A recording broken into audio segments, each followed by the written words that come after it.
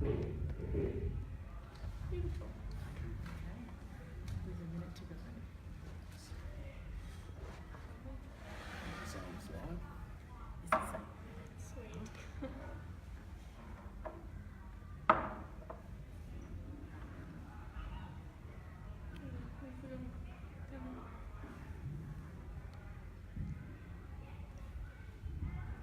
Oh my gosh. There we are. Here we are.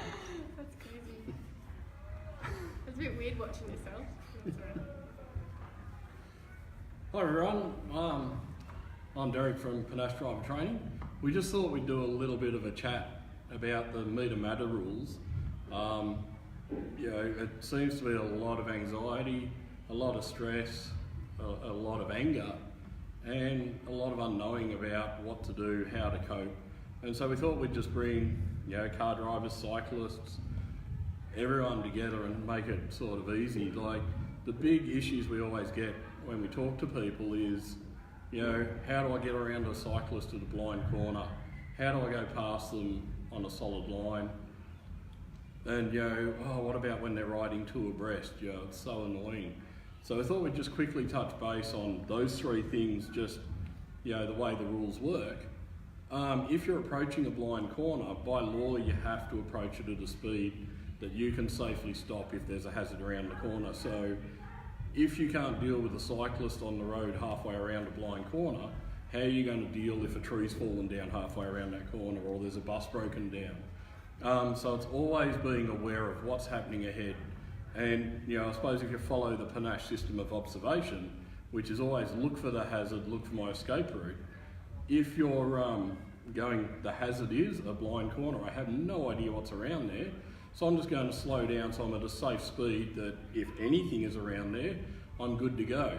And so if you do that, if there is a cyclist around there, you know, then as you come around the blind corner, as soon as you see the cyclist, you can go, well, what's coming towards me?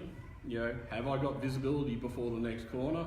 If it's 100% clear, then, you know, commit to overtaking the cyclist. And if you're crossing a solid line, if you're in a state or territory that has the metre matters laws, you're allowed to cross a solid line as long as it's safe to do so. And so that is the thing. If you look well ahead and plan and see nothing's coming, then move, commit, get it done, nice and quick. You know, don't be close to the cyclist. If you're going, you know, 30 centimetres across a white line, why not go 3 metres across the white line? There's no difference, you know, if nothing's on the other side of the road. You're not going to hit anything in that difference, but at least you're not going to freak the cyclist out. You're not going to run the risk of killing them. Like if they panic and swerve, you know, a cyclist is a vulnerable road user and it doesn't take much, you know, to kill, you know, a cyclist, especially if you're in a piece of metal. Doesn't matter how fast you're going. So yeah, just set up when you're coming to a blind corner as they are at the right speed, so if any hazard is around that corner, you're fine. Same with overtaking when they're solid lines. If you look well ahead, you should see the cyclist in the distance, and then as soon as you see them, look into the other side, even move out early so you can see if anything's coming. If it's clear, commit, maintain speed, don't go over the speed limit, but maintain that speed and have a good buffer zone, a big distance so you can get past safely. And the third one is with everyone, you know, they complain about cyclists riding two abreast. The simple fact of the matter with cyclists is, you know, they're legally allowed on the road. Let's share the road, they're allowed to be there. If you have six cyclists riding lengthways, you know, that's quite a distance you've got to get past. So you're on the wrong side of the road for longer. Now you shouldn't be going past them if it's not safe to do so. So if there's a car coming towards you, back off early, wait, and then go. So it's not a matter of, oh, I'm just sneaking across that line. It should be, you can't go unless it's safe. So if you see them 400, 500, 600 metres away, slow down that 400, 500, 600 metres away so you can blend and again, once you commit, get going. If they're side by side, instead of having 6 bike lengths, you've only got 3 bike lengths. And also from the cyclist perspective, they become wider and so they're more obvious. So it's forcing cars to actually go, oh, hang on, I have a bit of a problem in front of me, I need to deal with this. So, you know, it's again, if safe to do so, do it. So yeah, that's basically, you know, the legal side of it. The bottom line is looking well ahead, plan well ahead. Doesn't matter what it is. Like the Panache system of observation is see hazard, whether it's a cyclist, whether it's a Porsche parked on the side of the road, whether it's a truck, whether it's a tree. What's my escape route? If it's clear, take it. If it's not, wait, adjust until it is. So yeah, just let the rest of the people here tonight introduce themselves and give you a bit of an idea why they're here and what they want to sort of Okay, I'll go first. My name's Alex, and I actually know Derek from when we went to primary school together, so it's been quite a few years. I actually approached Derek about 6 months ago with an idea to have a discussion around road safety based on an experience that I had had driving here in Canberra 6 years ago, where I was driving on a road on a Sunday morning, a nice relaxing morning, and I was heading off to a massage appointment at about 9:30. As I drove and did a left-hand turn onto Scrivener Dam, which for some people driving in Canberra know that it's a road that crosses over Lake Burley Griffin, and on one side you've got water, and on the other side you've got a drop where they let the water out, and there's rocks and trees. So the road narrows, and as I entered the road, I could see two cyclists coming towards me on the road, even though there is a dedicated cycle path on the lake side of Scrivener Dam. There were road cyclists. They were obviously training, and they were travelling at speed. And as they were cycling towards me, a car pulled out from behind them and decided to overtake the cyclists. They weren't your sort of Sunday recreational tootle cyclists. They were travelling at speed. So when she decided to overtake, she accelerated. She had to get a pretty good lick of speed going to overtake them as well. I was driving with right-of-way on the correct side of the road, and I had to basically adjust very quickly when I realised that the woman wasn't going to stop, and she was driving towards me probably at around 80 kilometres an hour. So I pretty much had to slam on the brakes as I watched her driving towards me, and she luckily did miss the cyclists as she overtook them, and she did miss my car by about a foot. And the cyclists at this stage had frozen on the road, I'd frozen on the road, and we were all very lucky with that outcome to a degree. No one was physically hit, there was no collision. She continued on her way. I then proceeded to drive to my appointment because you sort of go into automatic. However, by the time I reached my appointment, I had delayed shock and was given a cup of herbal tea, and that seemed to work quite well. And I did have the massage, which was also quite relaxing. However, within 3 months, I was exhibiting some pretty interesting behaviours with avoidance and other things, and work colleagues said, we think you need to get to the doctor. And subsequently I was diagnosed with a psychological injury, which has now prompted me to want to have this discussion around road safety, again in terms of there was no physical collision, but the impact upon myself has been quite life-changing. And I can only imagine the impact of the choices that driver made that day would have had an impact psychologically on the cyclists and probably herself. I can still visualise her face when she was driving towards me, and I think she looked pretty surprised that this was actually unfolding in front of her as well. So we all were pretty lucky in one regard, but the consequences were like a pebble in a pond. And 6 years later, that incident has significantly changed the way that I drive and the way that I live my life. Luckily in one regard, but a huge lesson learnt elsewhere. So my motivation today was to help bring this panel together for us to share these kinds of stories, because we are on the road every day as normal Australians wanting to do the right thing. We don't want to hit anyone. We all want to reach our destination safely, and we all want to be able to share the road legally and manage those relationships better. So that was my motivation. Well, hello, my name's Jamie, and I'm a road cyclist. So I had started off riding with mountain bikes about 6 or 7, 8 years ago, and more recently enjoyed road bike riding. It takes a while to get that ability and interest to actually want to cycle on the road, because they can be dangerous as a driver as well. You're conscious of sometimes cyclists are difficult to see or can be difficult to see, but as with driving you learn how to cope.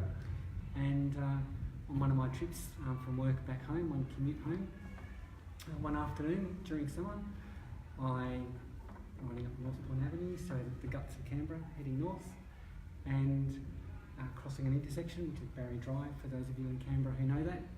And a few cars had, gone past me, which they do. They indicated they go left.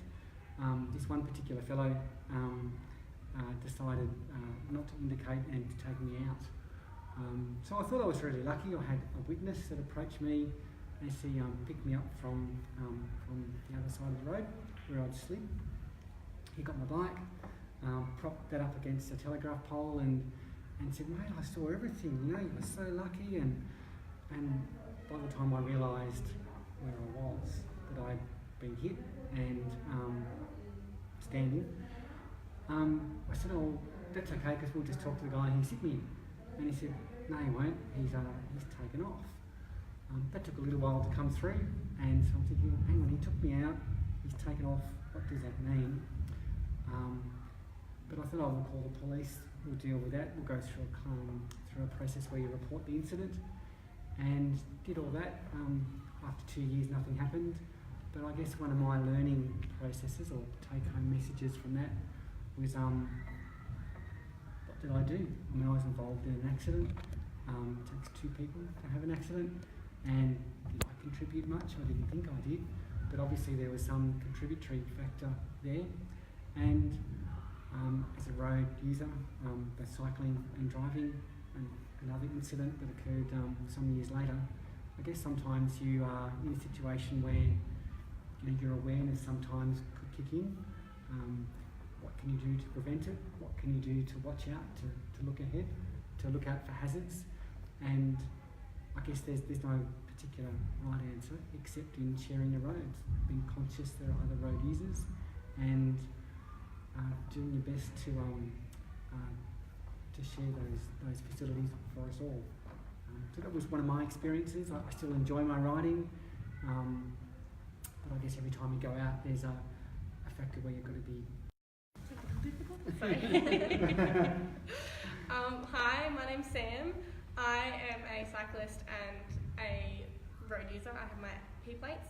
I know Derek through, he was my driving instructor for me to get my Ps, so to pass my L plates and move on. My story with cycling is I started mountain biking with Dad about not 8 actually, probably like 6 for me, about 6 years ago. And eventually both of us started road riding, and so as Dad was saying, it takes a certain amount of confidence and understanding of the road to be able to ride safely, and obviously with driving there's risks as well, but my story with road cycling is I was once with a group of about four friends. We were going on a training ride around Cotter-Uri. There's like a Cotter-Uri-Yarra loop. So there's going up Cotter Road. It's a country road. There aren't usually many people on either side. The speed limit's 80, and we were going along doing our training ride, and a vehicle or someone in their car decided that, it'd be fun, let's see how close we can get to these cyclists. So we were riding two abreast, so there's 4 of us, 2 and 2, and my hip actually got clipped by this car, and so obviously that was very scary and very painful, and because I was on the outside, there was people on the inside, and it nearly had repercussions, but luckily we were all safe and that was all fine. But obviously it's scary. It's scary to have, you're in your lycra, you're looking pretty silly, like you're aerodynamic, it's great, but you have no protection, you have no metal, you've got no metal surroundings, it's just you and your bike. So to have a car at 80 kilometres an hour come and clip you on the hip is a very scary experience, and it's not something that you want to happen to anyone. It's like 9 kilograms versus about 1,500 yeah, kilograms. yeah. The force is ridiculous, and like obviously there was bruising, and it's not fun. It's not good, and we'd like to try and stop it. And that's why I'm here to have a discussion today, to be able to raise awareness. And like I was a junior cyclist at the time as well. I understand that we're small and we're hard to see, but we have our lights. We have all the important things that give us as much right to be on the road as a car. So that's why the visibility as well. Yeah, and the you were visibility. riding to abreast. Yeah, middle of the day, Yeah. nice and bright, had our lights on as well, 2 abreast, and it was just fun and games for someone to scare us, and that's why I believe the meter matters. Absolutely. Yeah. And that's it, like everyone, cyclists and car drivers have the same responsibility. Like, you know, there's many crazy cyclists out there that ride around with no lights on and, you know, wonder why people are running into them because you can't see them. Or go through red lights. Yeah, and or else go up over the footpath and out and back in and, you know, do crazy things. But, you know, it's if everyone can just do the right thing. And I suppose the take-home message is, if you worry about you, then you'll be fine. And if everyone's worrying about themselves, not going, oh, look, there's another crazy cyclist, I've got to do something about it, or, you know, a cyclist going, there's another crazy car driver, I've got to do something about that. If everyone just, you know, worries about themselves and looks and plans and don't expect cyclists to, you know, see them. Cyclists don't expect car drivers to see them. And also there's pedestrians that share the road with us as well.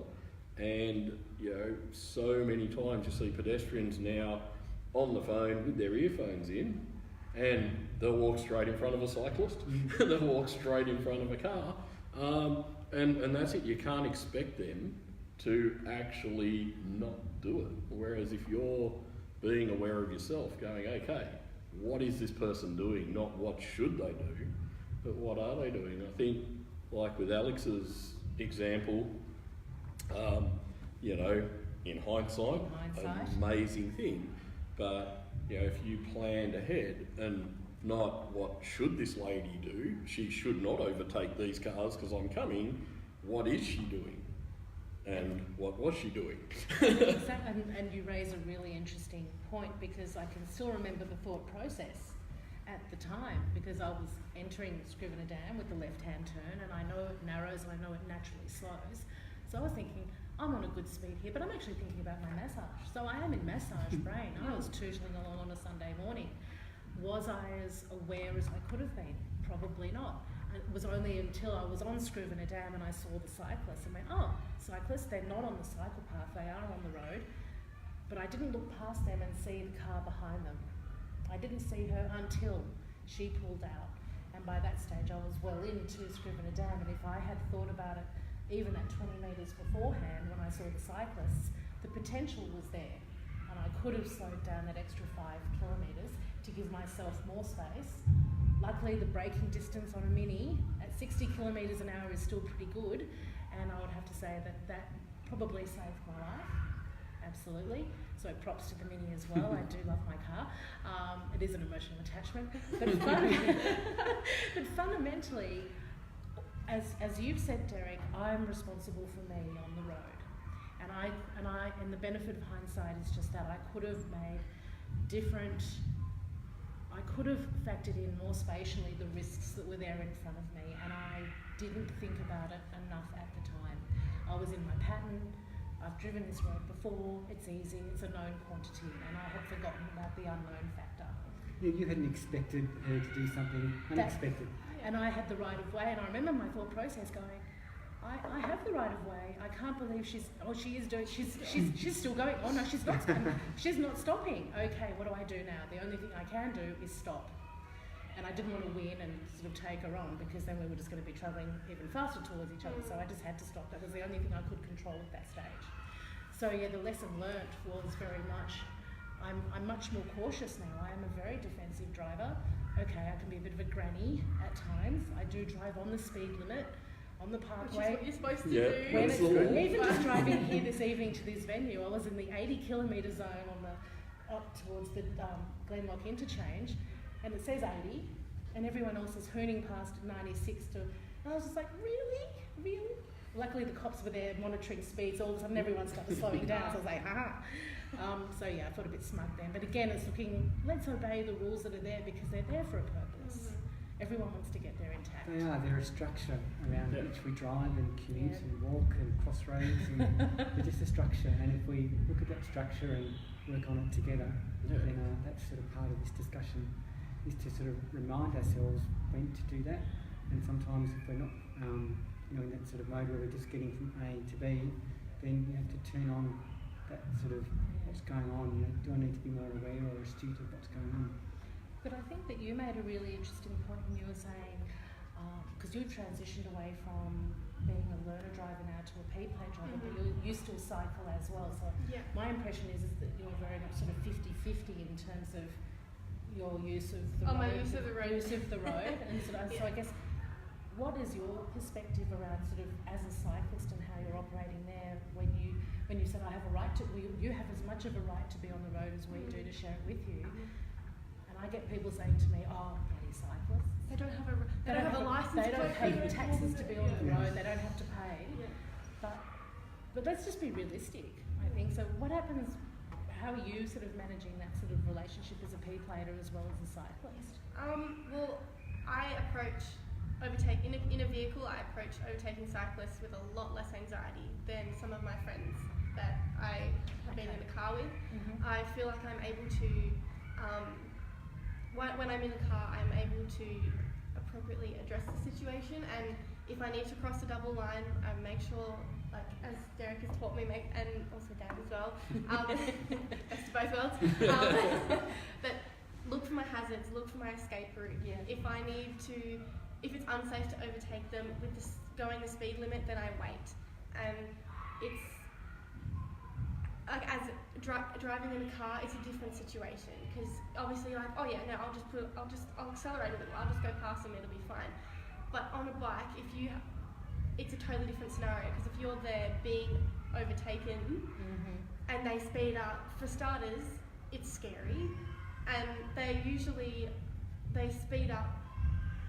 The distance that they would have overtaken at the speed limit would have been safe, but because they've sped and continued to accelerate to go past you, the speed's different.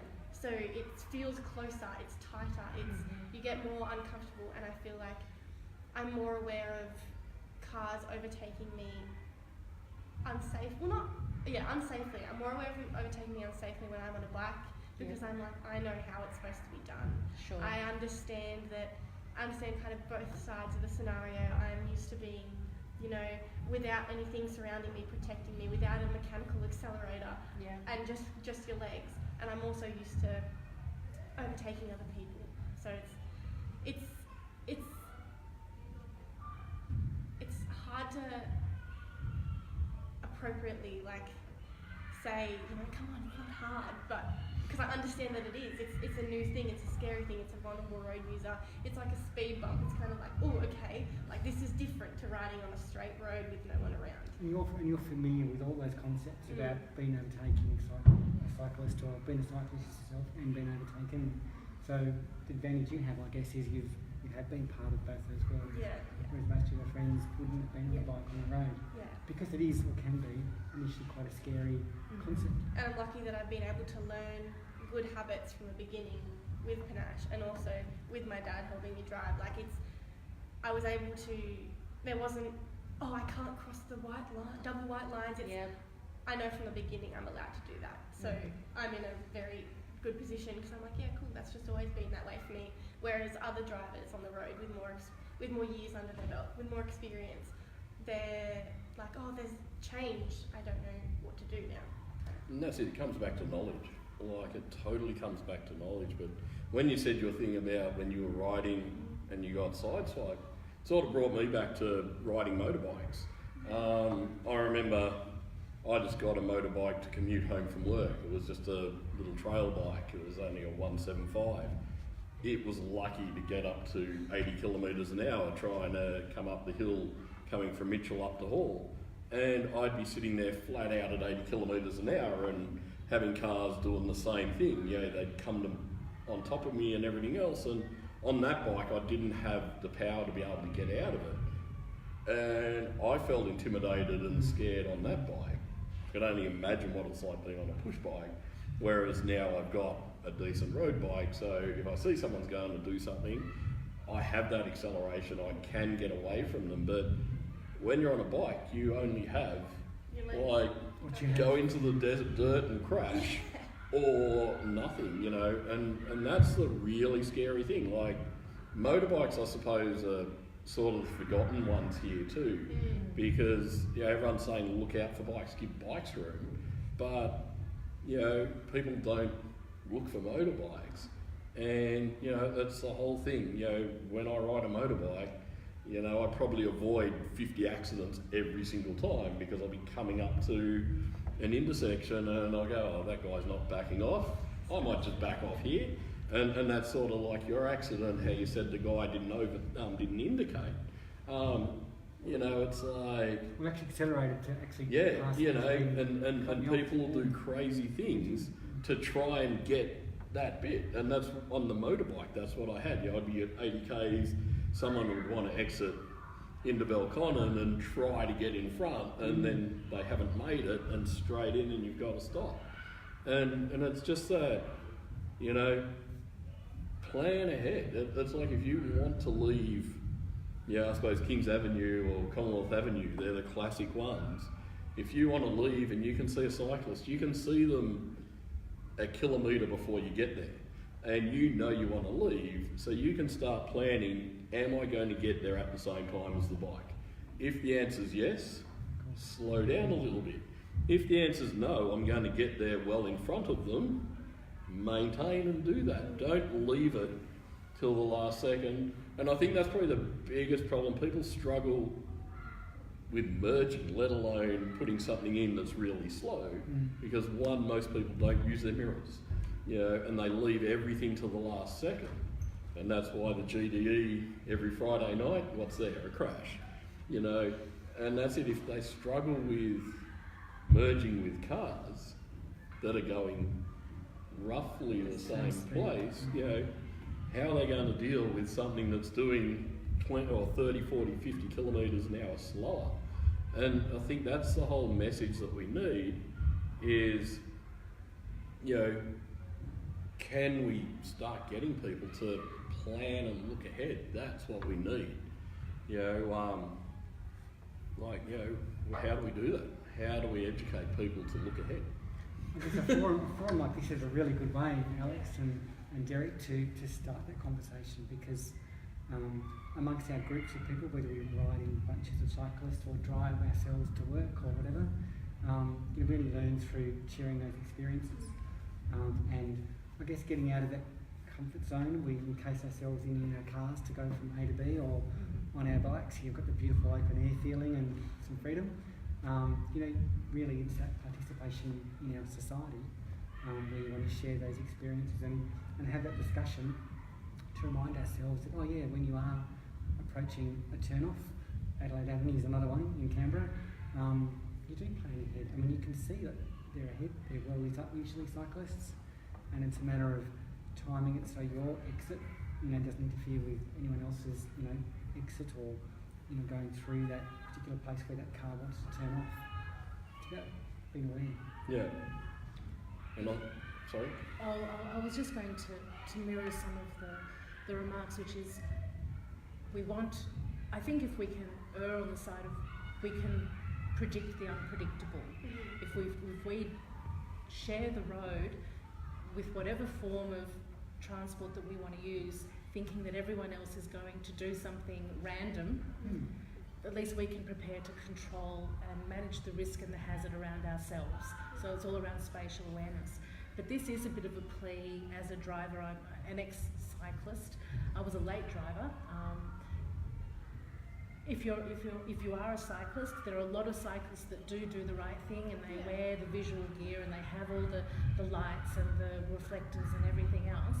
But can everyone please do that? Because the other night I was driving through Yarralumla and a cyclist went through Hopetown Circuit, on a black tracksuit, on a black bike, with no reflectors. He was actually invisible until the light hit the spokes as they spun. So I was thinking either he's robbing houses, or he wants to be invisible, or he actually wants to get hit. Or he wasn't thinking about it. But black clothes with a black bike on a dark night. I only saw him at the last minute, and it's scary. And you just think, please be visible as a cyclist, be as visible as possible. So riding two abreast increases the chances of us in cars being able to see you. And like, it's an expectation for a car to have their lights on when it gets dark or when it's raining, or when there's low visibility. So why are cyclists who share the same road not using lights? Like, it's been, for me, I've been lucky. I brought up in the age where I can cross the double lines. I've got good technology. I've got lights. Yeah, I've got the lights lights. on bikes now are amazing. Yes, fantastic, taught that I can have the lights, that I need to have the lights in order to share the road. So it's kind of like we just need to spread that message a little clearer. Like, even if it's the middle of the day, if you've got a flashing front light, the chance of you being seen increases massively. Turn it on. Yeah. Turn it on. And same with that rear light as well. Yeah, rear light as well. Rear light. And I think that comes back to the whole marketing of the thing, like calling cyclists vulnerable road users. A lot of cyclists go, I'm vulnerable, everyone has to look out for me. Everyone must give me a metre, everyone must do this. So I can ride around and no one's going to see, or everyone's going to see me, even though I have no lights on, I am black. And especially in the older suburbs of Canberra, where the street lights are back on the footpaths, they're not actually over the road. You've got trees before the road, so they are literally invisible. And like cars don't have lights that go out to the side, they only have lights coming. So if you're coming out of a driveway or out of a T-intersection, you're not going to see them. And so I suppose instead of calling them vulnerable road users, why not just call them road users? And they're the same. Treat everything the same. Like a motorbike is still a vulnerable road user, but are they called a vulnerable road user? Okay, they pay rego and you have to have a license for that, but that's because they travel at speed. Even though some bikes, I'm amazed at how quick some road bikes are. Yeah. But, it's the thing, like, why are we making these groups? Why not let's just be aware, let's observe, let's plan ahead with our riding, with our driving, with everything. Like, when I was driving, B-double trucks, that took a lot of time to get going, and it took a lot of time to stop. But, I'd be looking well ahead, even with merging with cars. I had to plan that a long way back, and that's it. And you always hear people, oh, what about trucks and bikes? It's like, you still can plan ahead in a truck. It just means you have to do it. Well, not really further, because you should be doing it that far anyhow, but, being prepared that distance away so you can keep your momentum going, you can avoid. And, I think that's what we really need to do, is bring everyone as a road user. Pedestrians are road users. When you're walking across that road, don't have your earphones in. Don't be on your mobile phone. Be present, be aware. Yeah, you will come out second best. Even if it's a pedestrian crossing, how do you know the car driver's not quickly updating their Facebook status? And same with cyclists coming to pedestrian crossings now, where they used to have to dismount. But now they're allowed to drive over as long as it's 10 kilometres an hour. But like you said, human nature is, I've got away with going across this at 20, I might keep doing that. And the majority of car drivers are only looking at the crossing. They're only expecting something coming at walking pace. They're not looking, except for the Panache students, they're looking for something coming a long way away. But like today in a lesson, we were actually coming down Belconnen Way level with Bunnings, and we had a cyclist coming down the bike path parallel with us. And like I said to my student, I said, look to your side. Are we going to get to that pedestrian crossing at the same time as that bike? And they said, actually, we're going a lot quicker than them. No one's coming, so we're going to be gone well before they get there. And I said, if I hadn't have told you, would you have even thought to have looked way back there for them? And they went, no. And that's it. So Ask the road what's telling you. Am I coming to a bike path? Am I coming to a pedestrian crossing? Don't look at the pedestrian crossing, look at what's going to be there. And same with the cyclist, you know. Am I coming to an intersection? What are the cars around me doing? Have they seen me? Are they indicating? Are they becoming erratic? Like, so if a car does speed up next to you, what's that likely to tell you? They're about to do something really erratic, so hit those brakes, you know, and that's it. It's not what should they do, it's what are they doing. I think that's, you know, the most important thing for vulnerable cyclists, not vulnerable road users. Road users. Yeah, road users, road users and road users. So, yeah, as long as we do that. So let's all accept the fact that we can all be vulnerable as road users, depending on the unknown factors of what other people may choose to do, or the road conditions themselves. So yeah, driving to the conditions, being prepared, planning, and not so much being fatalistic and expecting the worst, but expect the unexpected. Yeah. I think we can all be pretty reasonable and adult, and mostly, well, depending on the drivers, there are some immature road users out there. So as long as the value in this what we wanted to set up tonight was, let's start the conversation, and hopefully if we gain confidence and create a forum where we can share our stories, it might prompt other people to think about how they're sharing the road with people, and are there areas of opportunity to be better and safer and more spatially aware. And if we can keep sharing the message just at the grassroots level, keep the conversation going, because I see the opportunity when you were saying, when I'm in a car with my friends and they're nervous, you can share your knowledge around, hey, there's no need to be nervous here, here's a better way to do it. It's just having that confidence to share your experiences, and it's to their betterment as well. Yeah. So it also raises, I think, that input about students, you know, Samantha's age, so 17. You know, most of us got our licence a number of years before that, and I'm conscious that people seem to be driving in what they learned maybe 30 years ago. So when they see like a green painted area on a bike lane with, you know, dotted lines on the outside, you know, in my language that's like a dotted line, a spaced line. You know, if you're going to cross that, whether that bike lane painted green or not, if you've got to cross one of those dotted lines, then you've got to give way, you've got to show caution. And so it's more about, as new signs or new ways of showing to slow down traffic, or to change direction, or to accommodate a footbridge at one of Marcus Clark, a turning circle around near a hotel, and to exits from other hotels. It's a busy area, lots of foot traffic, lots of cycle traffic, lots of car traffic, a car park as well. Those areas, people need to slow down, consider those issues, and maybe revise their road rules, or teach their children, be involved in teaching their children how to drive in current signs, in current times. Yeah, and the easiest way to do that is, if you have a kid that's on their other plates, listen to them.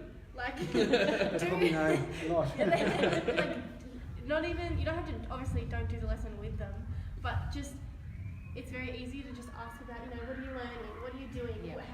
How is that different? How has that changed? How can then I adjust to the new, or the change, the different road rules that have been introduced since the time that you got your license? I think that's a really valid point, especially in Civic, where you've got that cycle loop that goes around.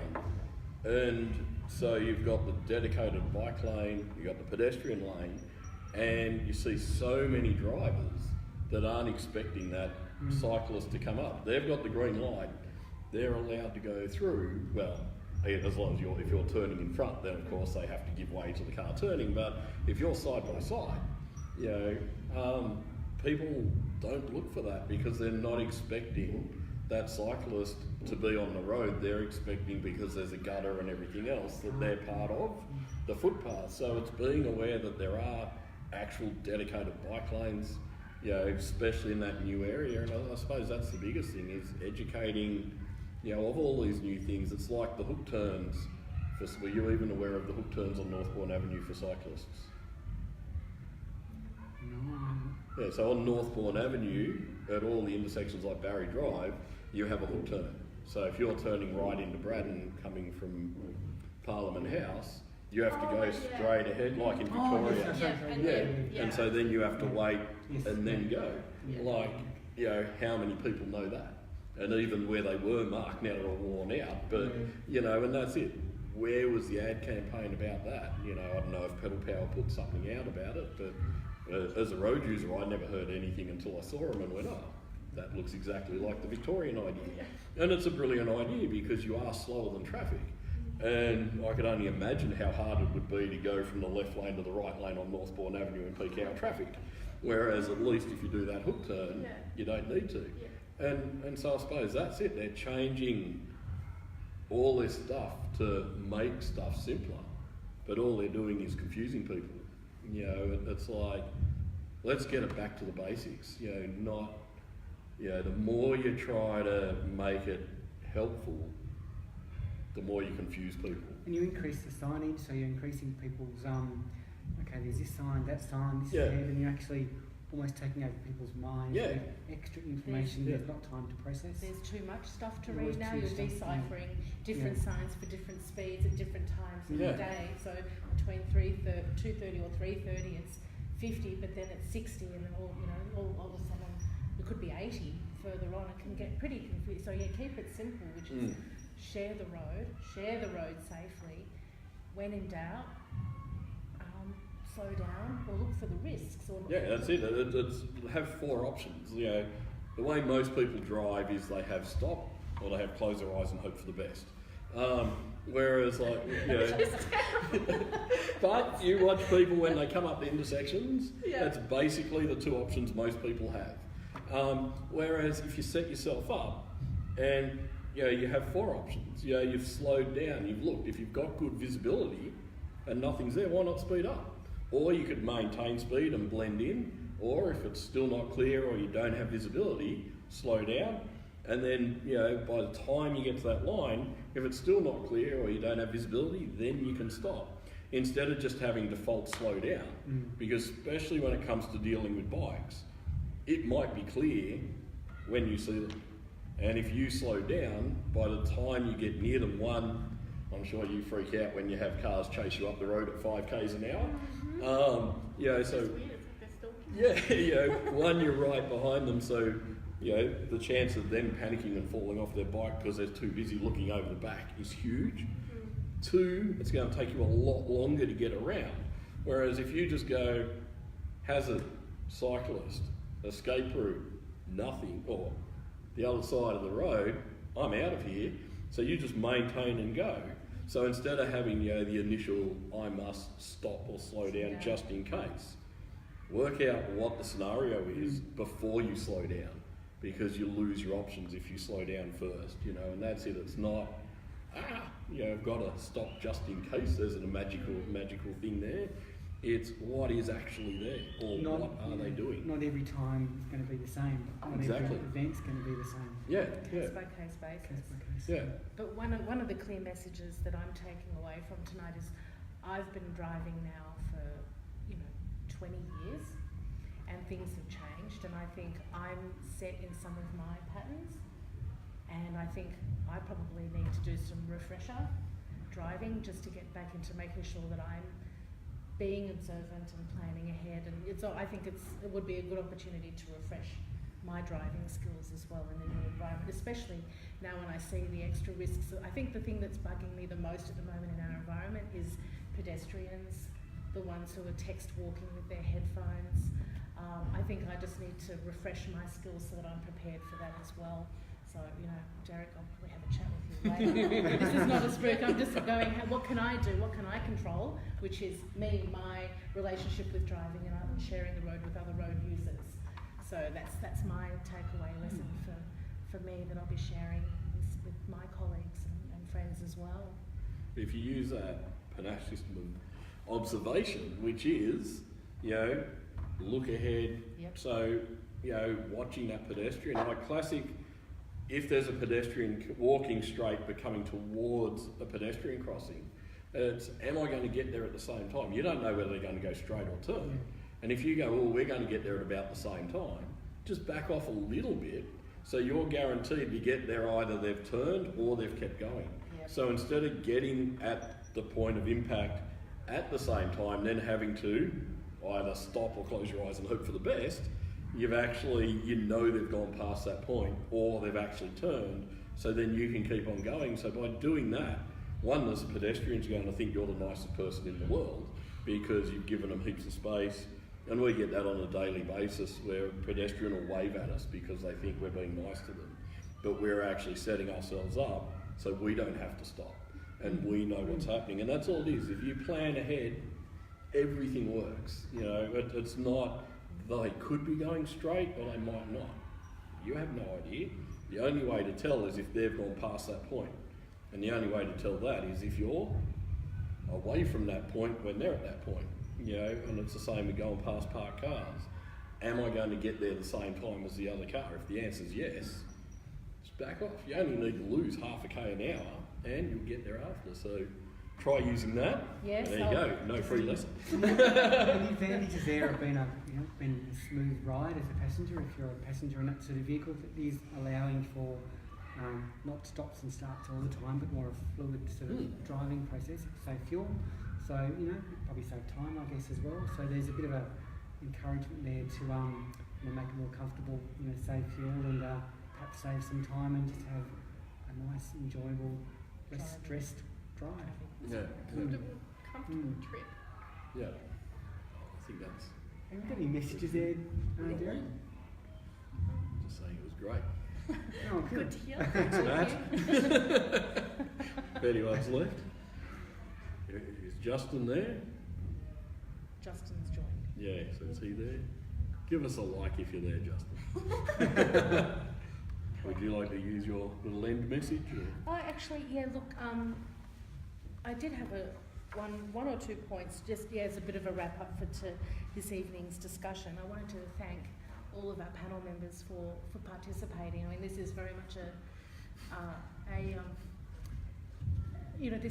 we've done this, we've made the time to do this just to share messages and share perspectives to hopefully create a little bit of change, or at least having people think differently, and hopefully this conversation can continue, and we've thrown a pebble in a pond that may create more positive ripples. But we have been talking about things that are also can be quite tricky. We have talked about people who have been in a near miss of quite a significant accident, or people who have actually been hit, and some of the people participating or watching our discussion tonight may have experienced something similar.